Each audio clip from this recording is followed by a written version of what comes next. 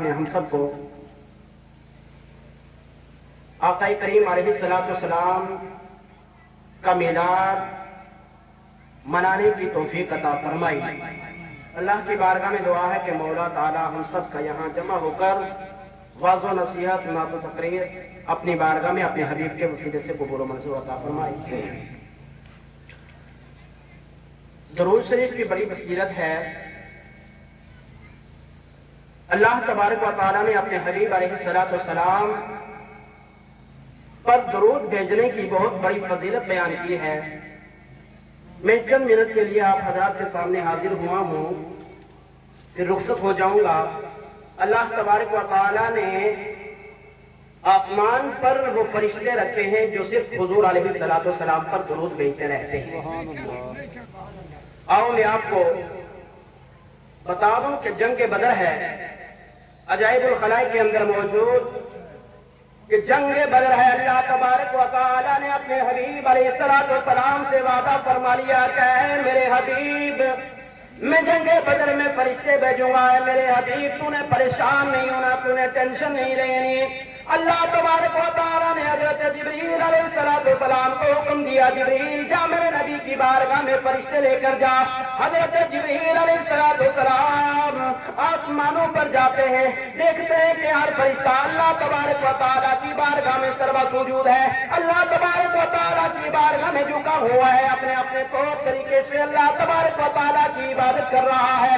جبریل علیہ السلام دوبارہ رب کی بارگاہ میں حاضر ہوتے ہیں، عرض کرتے ہیں یا اللہ، میں کون کون سے فرشتے تیرے نبی کی بارگاہ میں تیرے نبی کی غلامی کے لیے جنگ بدر میں لے جاؤں؟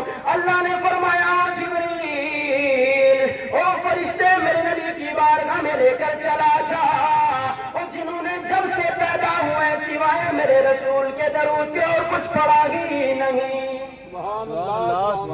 جبریل، وہ فرشتے میرے نبی کی بارگاہ میں لے کر جا جنہوں نے جب سے پیدا ہوئے سوائے میرے رسول کے درود کے اور کچھ پڑھا ہی نہیں۔ جبریل علیہ السلام آسمانوں سے فرشتے لے کر جنگ بدر میں حاضر ہوتے ہیں۔ اللہ کے حبیب علیہ السلام جنگ بدر میں کامیاب ہو گئے۔ حضرت جبریل علیہ السلام نے دیکھا کہ آقا نامدار مدینہ کے تاجدار احمد مجتبی محمد مصطفیٰ قبلہ رو ہو کر نماز ادا فرما رہے ہیں۔ حضرت جبریل نے فرشتوں کو حکم دیا کہ چلو آسمانوں کی جانب۔ حضرت جبریل علیہ السلام آسمانوں کی جانب چلتے ہیں۔ پہلے آسمان پر پہنچے تو دیکھتے ہیں کہ آسمان کا دروازہ بند ہے۔ آسمان کا دروازہ بند ہے۔ آسمان کے دروازے کے دروازے سے کہنے لگے کہ دروازہ کھولو۔ کہا دروازہ نہیں کھولا جائے گا۔ کہا میں اللہ کے حکم کے مطابق اللہ کے نبی صلی اللہ علیہ وسلم کی بارگاہ میں اللہ کے نبی کی غلامی کے لیے فرشتے لے کر گیا تھا، اب میں واپس آ چکا ہوں، لیکن دروازہ کیوں بند ہے؟ آسمان کے دروازے کے دروازے نے کہا یہ سوال اپنے رب کی بارگاہ میں پیش کرو۔ حضرت جبریل علیہ السلام اللہ کی بارگاہ میں پیش کرتے ہیں، یا اللہ، میں تیرے حکم کے مطابق تیرے نبی کی غلامی کے لیے جنگ بدر میں فرشتے لے کر آیا تھا، یا اللہ میں واپس آ چکا ہوں، لیکن کیا وجہ ہے کہ آسمان کا دروازہ بند ہے؟ اللہ نے جبریل علیہ السلام سے فرمایا جبریل، ہو گیا تو میری اجازت سے تھا، بتا میرے نبی سے اجازت لے کر آیا ہے کہ ویسے ہی آ گیا ہے؟ جبریل گیا تو میری اجازت سے تھا، بتا میرے نبی سے اجازت لے کر آیا ہے کہ ویسے ہی آ گیا ہے؟ جبریل علیہ السلام آسمان سے دوبارہ زمین کی طرف آتے ہیں، دیکھتے ہیں کہ اللہ کے حبیب علیہ السلام نماز سے فارغ ہو چکے ہیں۔ میرے آقا نے جبریل کو دیکھا، جبریل نے میرے آقا کو دیکھا، میرے آقا دیکھ کر مسکرائے، اور گویا میرے آقا نے مسکرا کر بتا دیا ہو، اور جبریل تو آسمانی مخلوق کا سردار ہے، تو آسمانی فرشتوں کا سردار ہے، لیکن رب کے نبی کی شان کو دیکھ، اور مجھ محمد کی شان کو دیکھ، ہمارا حکم نہ ہو نہ زمین کا نظام چلتا ہے، نہ آسمانوں کے دروازے کھلتے ہیں۔ ہمارا حکم نہ ہو نہ زمین کا نظام چلتا ہے، نہ آسمانوں کے دروازے کھلتے ہیں۔ اللہ کے حبیب علیہ السلام کی کتنی بلند شان ہے۔ اللہ کے حبیب علیہ السلام سے محبت کرو، محبت کس طرح پیدا ہوگی؟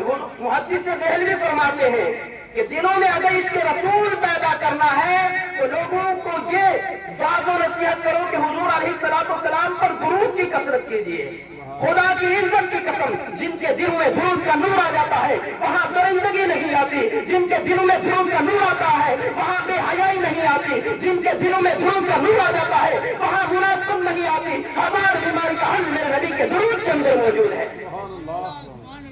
ہزار بیماری کا حل میرے نبی کے درود کے اندر موجود ہے۔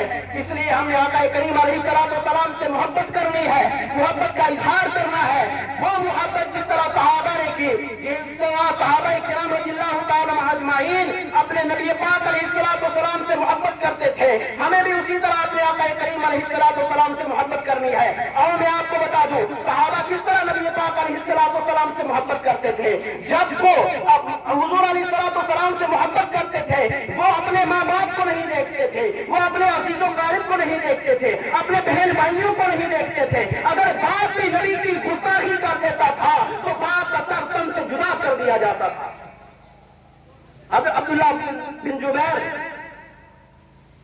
اللہ کے نبی صلی اللہ تعالی علیہ وسلم کے اشرا محبت مبشرہ صحابہ میں سے، باپ بیٹا دونوں آمنے سامنے، باپ منافقوں کی صف میں کھڑا ہے اور بیٹا صحابہ کی صف میں کھڑا ہے۔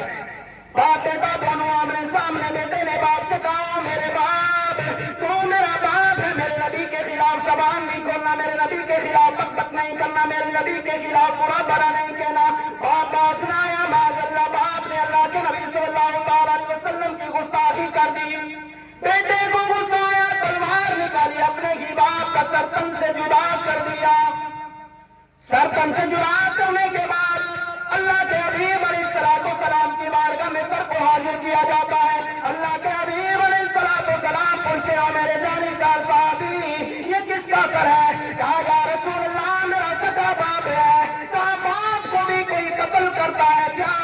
ہاں یا رسول اللہ یہ باپ بن کر نہیں آیا تھا، یہ آپ کا دشمن گستاخ بن کر آیا تھا اور میں نے اسے بیٹا بن کے قتل نہیں کیا، آپ کا غلام بن کے قتل کیا ہے، آپ کا غلام بن کے قتل کیا۔ وقت مختصر ہے تو اللہ کے حبیب علیہ السلام سے محبت کرنی ہے۔ اللہ تبارک و تعالی ہم سب کے دلوں میں آقا کریم علیہ السلام کی محبت